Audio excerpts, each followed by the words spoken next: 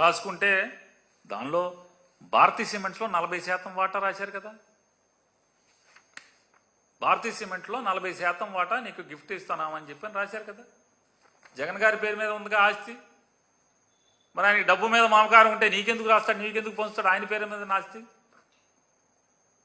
చంద్రబాబు ఎప్పుడు ఇచ్చాడు ఎవరికన్నా? ఒక్కళ్ళకి ఏమైనా ఆస్తి ఇచ్చారా ఎవరికన్నా, ఏ చెల్లికన్నా అని చెప్పి? ఏ అక్కకి తమ్ముడికి ఎవరికైనా ఇచ్చారా మీరు?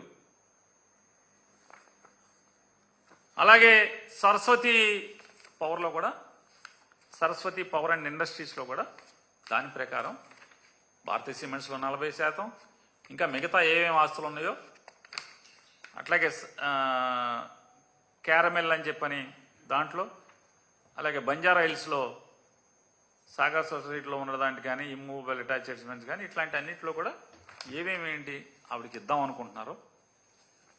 ఈడీ అటాచ్మెంట్ అయిపోగానే ఈ ఒప్పందంలో అదే రాసుకున్నారు. ఈడీ అటాచ్మెంట్ అయిపోగానే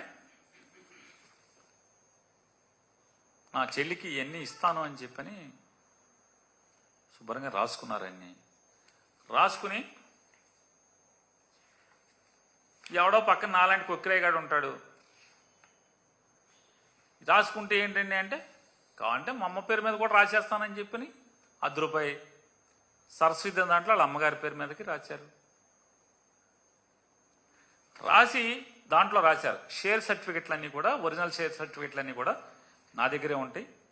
ఈడీ కేసు అయిపోయిన తర్వాత, ఎన్ఫోర్స్మెంట్ డైరెక్టరేట్ కేసు అయిపోయిన తర్వాత, ఎందుకు కేసు ఇన్నాకడ కేసు అంటే ఆవిడ షర్మిలమ్మ గారు ఇన్నాకడ మాట్లాడుతుంది ఆంధ్రరత్న భవన్లోనే ఎక్కడో ఏదో అని ఒక గొట్టం పెడితే ఆయనతో మాట్లాడుతుంది. ఆయనతోనో లేకపోతే ఈటీవీ రామోజీరావు గారి ఛానల్తోనో మాట్లాడుతుంది. ఆవిడ చెప్తూ కోర్టులో ఈడీలు గీడీలు ఏం కేసులు లేవు, కేసులుంటే షేర్లు బదలాయింపు జరుగుద్దా అదే ఇదా అని మాట్లాడుతున్నారు. ఇది high court judgement, Telangana high court judgement.